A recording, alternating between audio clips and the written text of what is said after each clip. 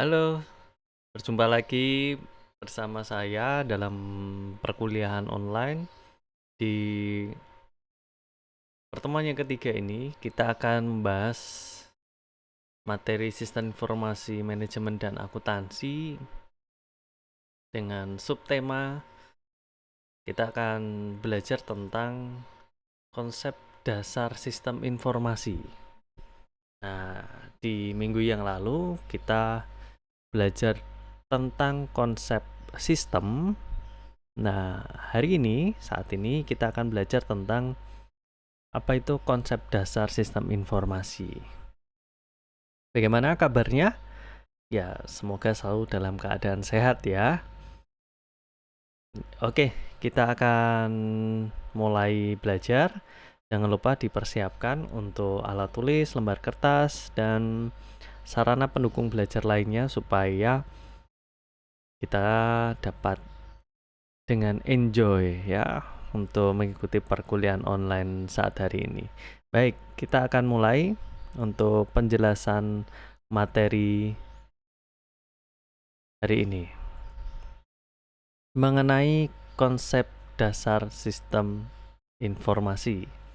Bersama saya, Robi Andika. Di minggu yang lalu kita sudah belajar tentang apa itu konsep dasar sistem. Di sini saya akan sedikit mengulang supaya dapat memahami bagaimana kaitannya antara sistem dengan informasi. Nah, pengertian dari sistem pada berbagai bidang itu berbeda-beda karena ya tentunya sistem misalkan nih ya, sistem anatomi tubuh dengan sistem komputerisasi. Nah, itu memiliki konsep yang sebetulnya sama, sebuah proses ya, tetapi bidangnya berbeda. Meskipun istilah sistem ini digunakan bervariasi, semua sistem pada bidang-bidang tersebut mempunyai beberapa persyaratan umum. Nah, apa itu? Yaitu sistem harus mempunyai elemen lingkungan. Kemudian ada interaksi antar elemen. Bahkan interaksi antara elemen dengan lingkungannya. Dan yang terpenting adalah sistem harus mempunyai tujuan yang akan dicapai. Nah, ini penting sekali. Jadi, adanya atau dibuatnya sebuah sistem itu harus memiliki tujuan. Harus. Sistem dapat didefinisikan sebagai seperangkat elemen yang digabungkan antara satu dengan yang lainnya untuk suatu tujuan bersama. Nah, contoh dari elemen itu apa sih? Ada manusia, ada mesin, ada prosedur atau perintah, ada dokumen, lalu ada data. Nah, bahkan elemen lain yang terorganisir dari elemen-elemen tersebut. Nah, jadi kumpulan elemen ini memiliki fungsi yang berbeda-beda, tetapi tujuannya itu sama. Elemen ini bergabung, saling berkaitan untuk menuju suatu sasaran, suatu tujuan bersama. Jadi tidak dapat terpisahkan. Seperti itu. Ini ya, konsep dasar sistem. Nah, berbicara tentang elemen. Jadi elemen di samping berhubungan satu sama lain atau saling berkaitan, elemen tersebut juga berhubungan dengan lingkungannya untuk mencapai tujuan yang telah ditentukan sebelumnya. Nah, lingkungan ini disebut lingkungan eksternal ataupun lingkungan internal. Di pembahasan materi saya di minggu yang lalu atau sebelumnya, saya sudah menjelaskan mengenai apa itu contoh-contoh elemen lingkungan eksternal dan juga internal. Nah, silahkan jika ada yang lupa bisa dibuka lagi materi saya di pertemuan yang kedua. Nah, masih ingat enggak beberapa definisi dari sistem menurut Gordon B. Davis? Nah, sebuah sistem ini terdiri dari bagian-bagian yang saling berkaitan yang beroperasi bersama untuk mencapai beberapa sasaran atau maksud. Nih, terdiri dari bagian-bagian ya yang saling berkaitan. Semuanya itu berjalan bersama, beroperasi bersama untuk mencapai suatu tujuan. Menurut Raymond McLeod, sistem adalah himpunan dari unsur-unsur yang saling berkaitan sehingga membentuk suatu kesatuan yang utuh dan terpadu. Ini ya, unsur-unsur yang saling berkaitan. Bagian-bagian yang saling berkaitan. Dan semuanya itu membentuk suatu kesatuan dan menghasilkan suatu tujuan yang sama. Oke. Ini ya, beberapa materi yang saya sampaikan ini juga Anda bisa lihat di materi saya sebelumnya di minggu yang lalu. Jadi bisa Anda buka materi saya minggu yang lalu. Mengenai karakteristik dari sistem. Suatu sistem ini mempunyai karakteristik atau sifat-sifat tertentu. Nah, apa karakteristik dari sistem? Yaitu komponen-komponen atau elemen-elemen sistem. Elemen-elemen yang lebih kecil yang disebut dengan subsistem. Contoh, dalam sebuah sistem komputer itu terdiri dari subsistem perangkat keras atau alatnya ya, yang biasa kita sebut dengan hardware. Nah, lalu di dalam hardware itu ada perangkat lunak atau disebut dengan software. Dan elemen yang lain yaitu manusia atau user yang menjalankan sistem tersebut. Ini sistem yang lebih kecil.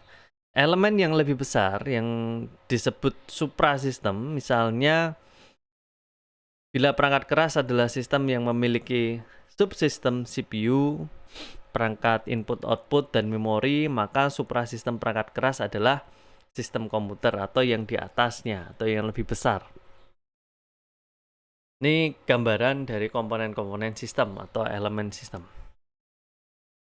Dalam juga karakteristik sistem yang lain ada batasan sistem. Nah, dalam sebuah lingkaran, di minggu yang lalu saya juga menggambarkan ya, karakteristik sistem ada batasan sistem merupakan daerah yang membatasi antara suatu sistem dengan sistem yang lainnya atau dengan lingkungan luarnya. Ada lingkungan internal, ada lingkungan eksternal. Di dalam lingkungan internal itu ada proses input, lalu proses, dan juga output. Kemudian ada mekanisme pengendalian, yaitu feedback. Ya. Kalau lingkungan luar atau eksternal ada pemasok, ada pemilik, ada konsumen, bahkan pemerintah. Nah, itu. Dan untuk memisahkan antara lingkungan internal dan eksternal ada yang namanya batasan sistem. Lingkungan luar sistem adalah apapun yang di luar batas dari sistem yang mempengaruhi operasi sistem. Lingkungan luar sistem dapat bersifat menguntungkan dan dapat juga bersifat merugikan. Menguntungkan bila mana sistem yang digunakan itu benar-benar sesuai dengan kegunaannya. Menguntungkan. Nah, untuk konsep merugikan di sini bahwa sistem yang dibuat itu tidak sesuai dengan kebutuhan. Tidak sesuai dengan apa sih yang diminta oleh lingkungan luar. Nah, jadi di tidak menguntungkan malah merugikan di sana. Lalu di dalam karakteristik sistem ada penghubung media perantara antara subsistem dengan subsistem yang lainnya. Melalui penghubung ini memungkinkan sumber daya mengalir dari subsistem ke subsistem lainnya, dan output dari satu subsistem akan menjadi input untuk subsistem yang lain dengan melalui penghubung. Nah, atau garis penghubung ya. Jadi saling berkaitan. Masukan adalah energi yang dimasukkan ke dalam sistem, di mana masukan dapat berupa maintenance input dan sinyal input. Bentuknya itu bisa data, bisa perintah, dan lain-lain. Lalu keluaran.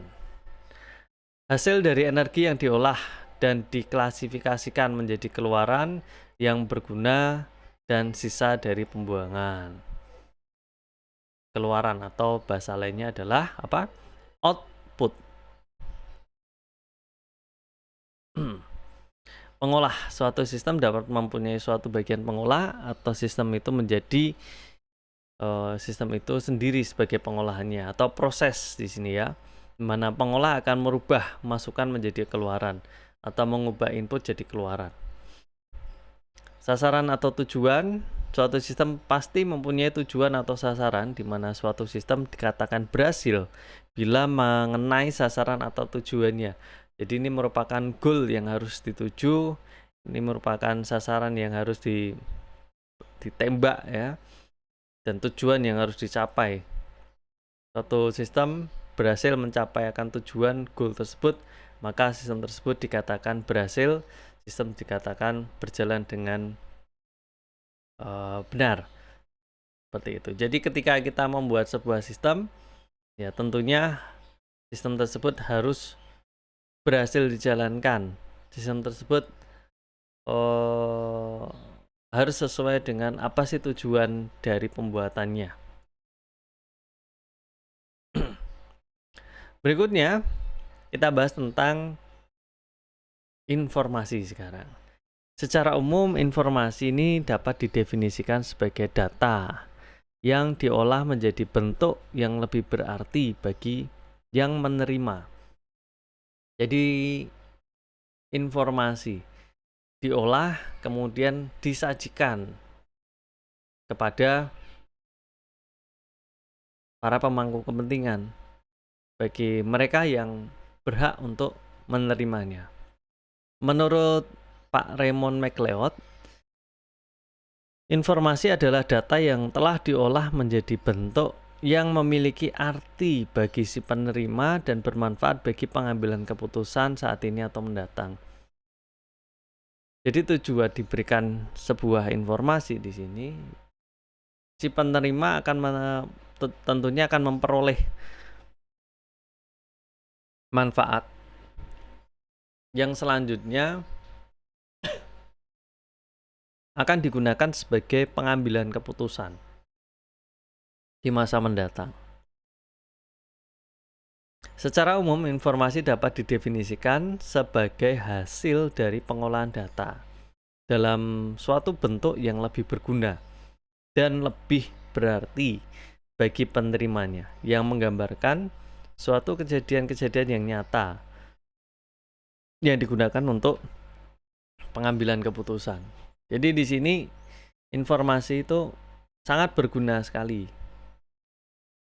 Karena apa? Dapat menggambarkan suatu kejadian. Bisa menyampaikan suatu bukti-bukti atau fakta-fakta yang selanjutnya nanti digunakan dalam sebuah proses pengambilan keputusan. Gambarnya ketika kita akan mengambil suatu keputusan, harus ada buktinya dulu yang sudah diolah menjadi sebuah informasi, sehingga kita tidak salah dalam mengambil sebuah keputusan. Nah, jadi yang saya sampaikan tadi bahwa informasi yang telah diolah itu sumber perolehan informasi tersebut itu dari mana? Yaitu dari data. Di mana data ini adalah kenyataan yang menggambarkan suatu kejadian-kejadian dan kesatuan nyata, atau data itu disebut fakta. Kejadian-kejadian yang sudah dialami, sudah dijalani, dan itu benar seperti itu, nyata. Tetapi di sini data sebelum menjadi sebuah informasi, ya data itu sifatnya masih mentah, belum dapat bercerita banyak, sehingga perlu dilakukan yang namanya pengolahan, menjadi diolah melalui suatu metode untuk menghasilkan informasi, di mana data bisa berbentuk simbol-simbol, contohnya dalam bentuk huruf, angka, suara, itu sinyal ya, bahkan gambar. Maka sekarang ini, saat ini banyak sekali jika seorang itu mau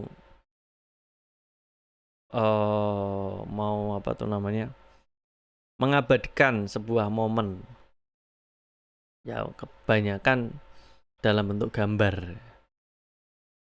Nah, itu fakta, itu data yang masih mentah.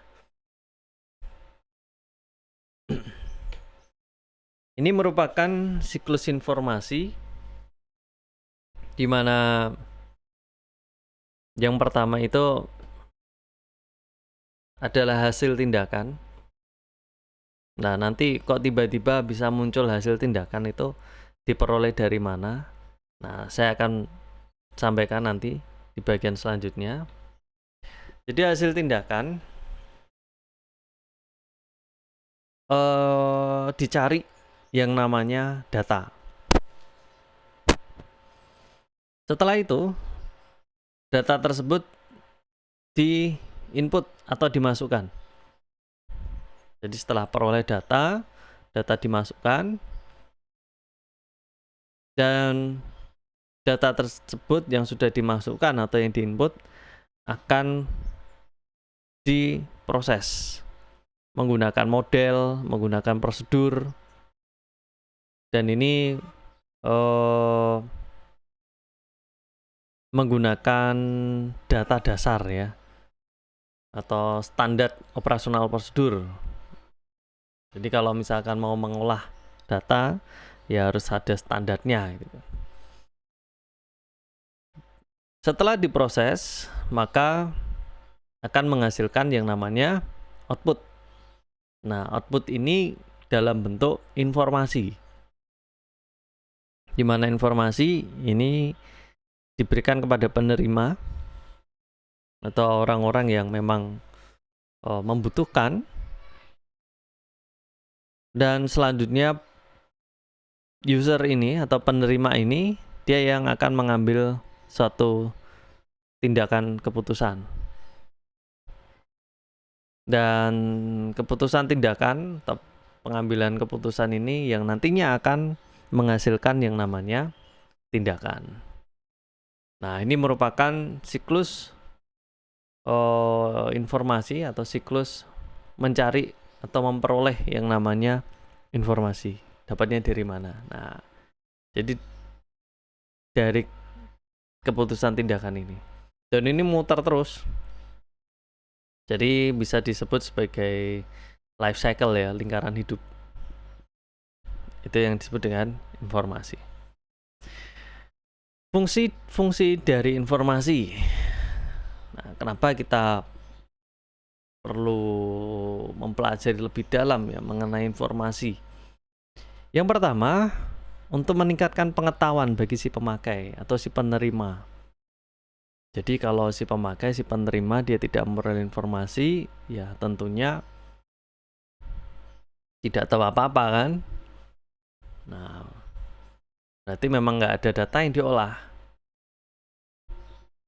Yang kedua, untuk mengurangi ketidakpastian dalam proses pengambilan keputusan pemakai. Mengurangi ketidakpastian. Karena tidak ada informasi yang disampaikan, tidak ada informasi yang diberikan.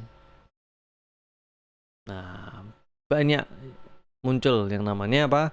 Ketidakpastian. Jadi informasi ini diberikan supaya mengurangi ketidakpastian. Lalu informasi berfungsi untuk menggambarkan keadaan yang sebenarnya dari sesuatu hal, menggambarkan fakta yang tentunya sudah diolah ya. Seorang pembawa berita di stasiun sebuah televisi, sebelum dia memberikan informasi kepada para penonton, tentunya mereka mengolah data terlebih dahulu yang kemudian disampaikan dalam bentuk informasi. Informasi yang berkualitas, syaratnya apa? Akurat. Nah, sesuai dengan realita, kenyataan, tepat waktu. Nah, tepat waktu itu ya, enggak informasi yang diberikan itu tidak kadaluarsa dan juga relevan. Artinya relevan di sini ya ada keterkaitan yang seimbang, sesuai. Jadi ini syarat informasi yang berkualitas. Jadi ketika kita memperoleh sebuah informasi memang perlu dicek kebenarannya atau fakta-fakta supaya apa yang informasi yang kita peroleh itu benar-benar akurat dan relevan. Ini yang penting.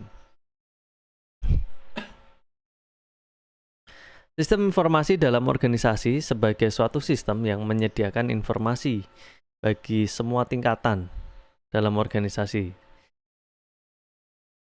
kapan saja diperlukan. Dan sistem ini menyimpan, mengambil, mengubah, mengolah, dan mengkomunikasikan informasi yang diterima dengan menggunakan sistem informasi atau peralatan sistem lainnya. Jadi sebuah sistem informasi dalam organisasi ini bertujuan supaya siapa saja, misalkan ya manajer mau mencari informasi tentang bagian produksi, nah itu bisa cepat dicari.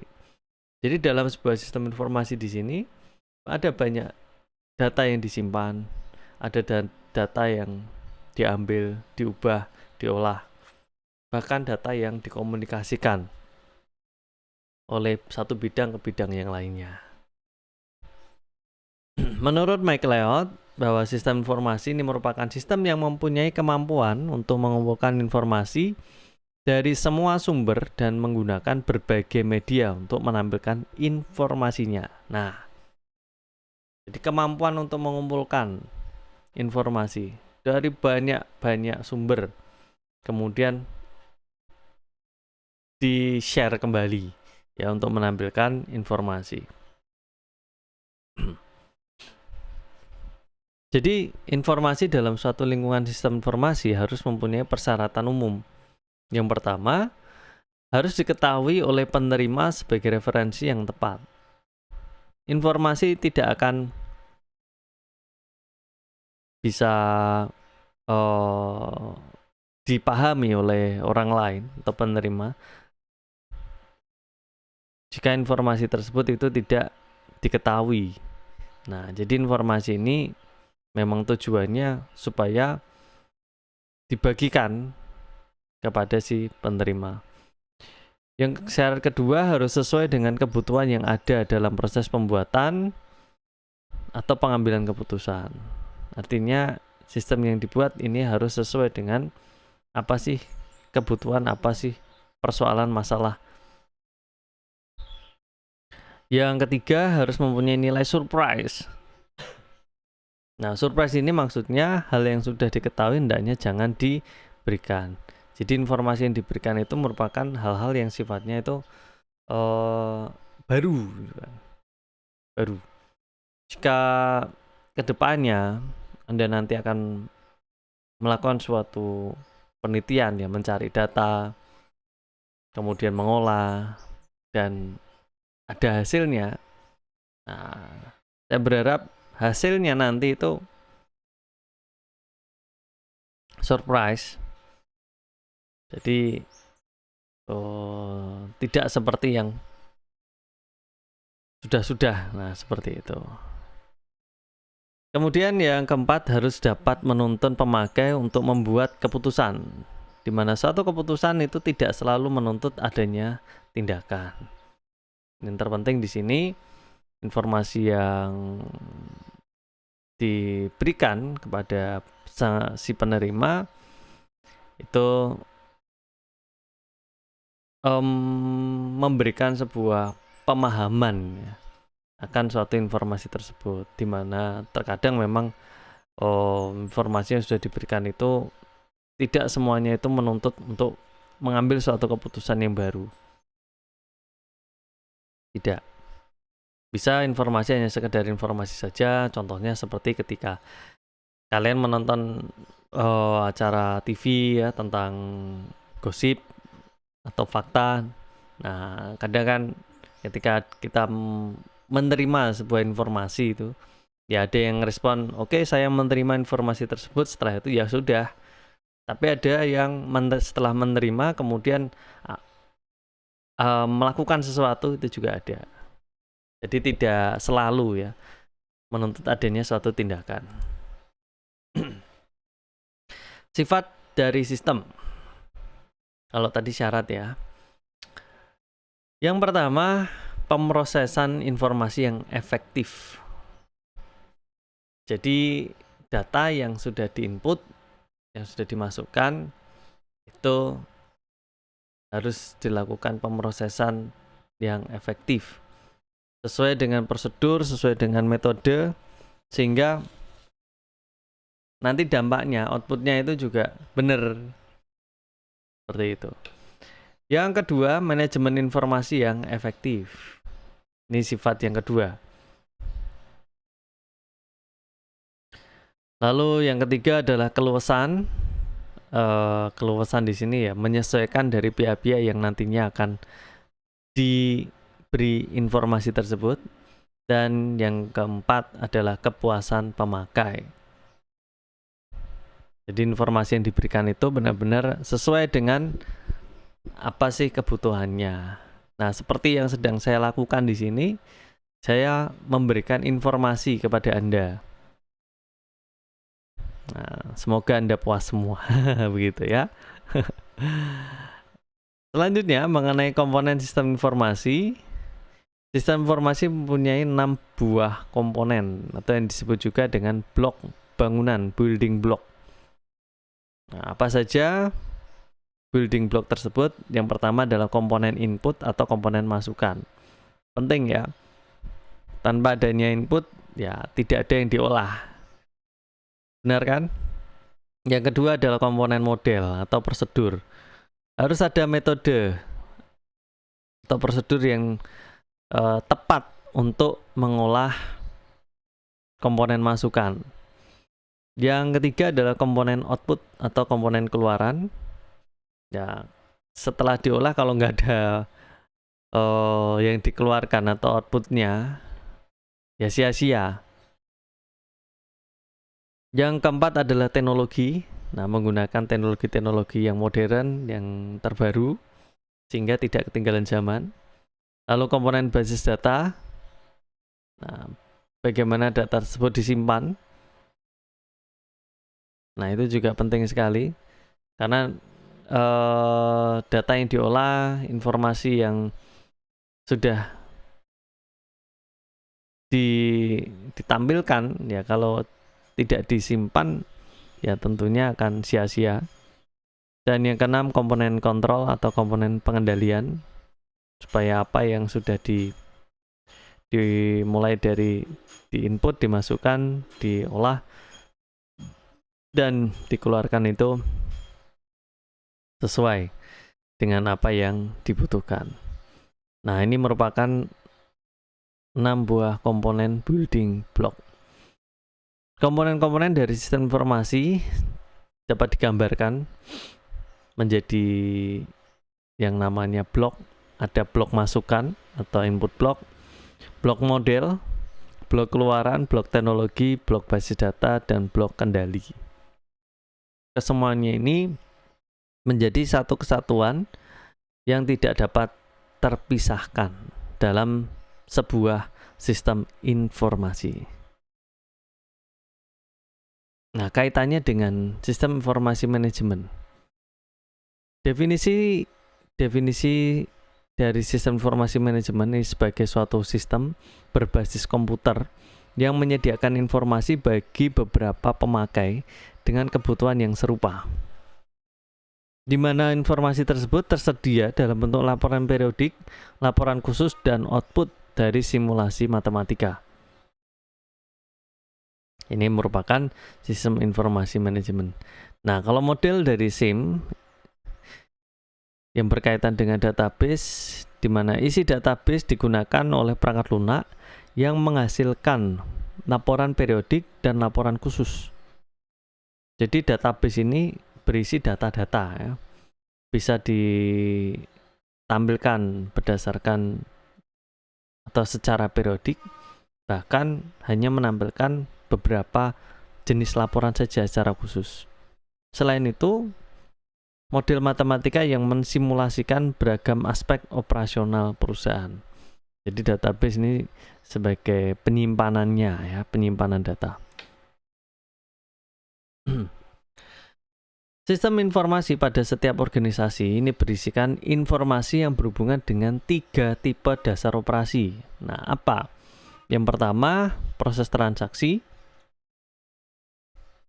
kontrol, dan perencanaan strategis. Di mana ketiga tipe dasar ini dapat dikelompokkan ke dalam 2 bagian. Yang pertama adalah kegiatan pada tingkat manajemen. Apa saja yang dilakukan dari kegiatan pada tingkat manajemen. Nah, nanti akan saya jelaskan lebih detail. Yang kedua, kegiatan pada tingkat pengoperasian. Nah, ini satu gambaran kegiatan dari tingkat manajemen dan tingkat pengoperasian. Anda lihat informasi ini diperoleh dari mana?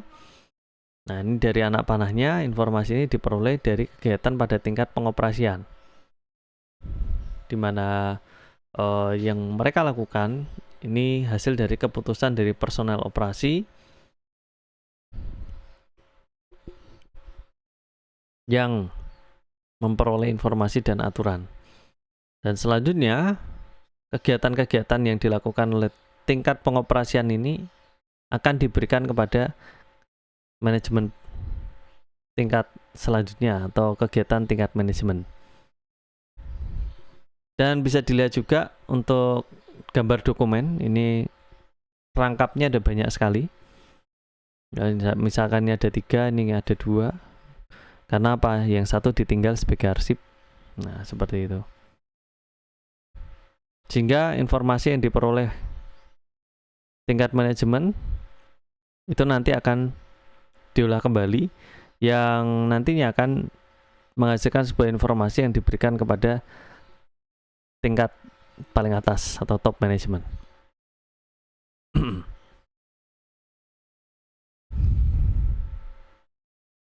Saat ini kegiatan pada tingkat manajemen digambarkan dalam bentuk segitiga yang terletak di atas gambar 4 persegi panjang, di mana gambar pada kegiatan tingkat pengoperasian hampir dapat dikatakan sebagai suatu hal yang tradisional, artinya umum dan sampai sekarang ini ya masih dilakukan. Nah, gambarnya seperti ini, di mana proses transaksi ini digambarkan bentuk persegi panjang karena yang namanya proses transaksi operasional itu sama.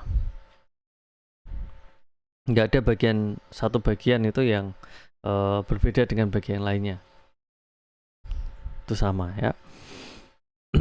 Kemudian semakin ke atas, manajemen tingkat menengah, manajer pengawas dan manajemen pengawas, pengawas kegiatan karyawan atau mandor atau kepala bagian. Nah, seperti itu. Dan manajemen tingkat tinggi ini merupakan perencanaan strategis ya. Yang biasanya ini diduduki oleh pimpinan-pimpinan perusahaan, direktur dan lain sebagainya.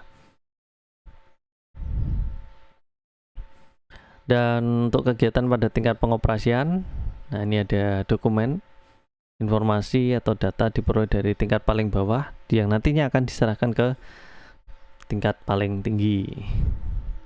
Gambarannya. Baik, jadi itu merupakan konsep dari sistem informasi. Ada kaitannya memang dengan materi saya yang sebelumnya di pertemuan yang kedua.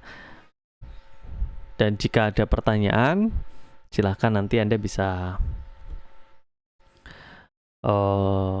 mengetikkan pada kolom komentar atau pada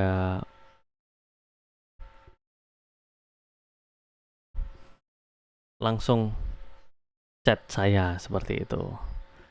Baik, jadi itu yang dapat saya sampaikan di hari ini. Mohon maaf bila ada hal-hal yang mungkin kurang berkenan atau kata-kata atau kalimat yang kurang tepat. Dan kita ketemu lagi di pertemuan yang akan datang. Pesan saya tetap semangat, tetap jaga kesehatan. Oke, salam sehat.